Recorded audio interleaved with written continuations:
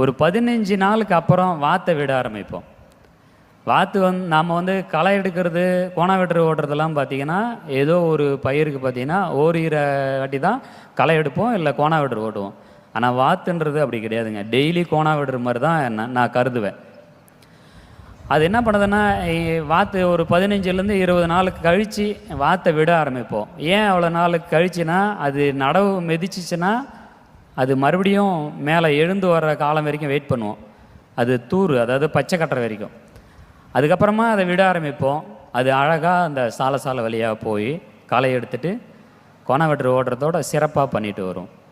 அந்த களையை எடுத்து சாப்பிட்டு மறுநாளே அந்த களை கன்வெர்ட் ஆகி இதாகிடும், கழுவுடி ஆகிடும். அந்த கழுவுட அந்த மறுநாள் பார்த்திங்கன்னா அந்த நுண்ணுயிரிகளுக்கு மண்புழுவும் உணவாயிடும். ஒரு களை ஓரிரு நாட்களில் ஒரு பொட்டாஷாக கன்வெர்ட் ஆகணும்னா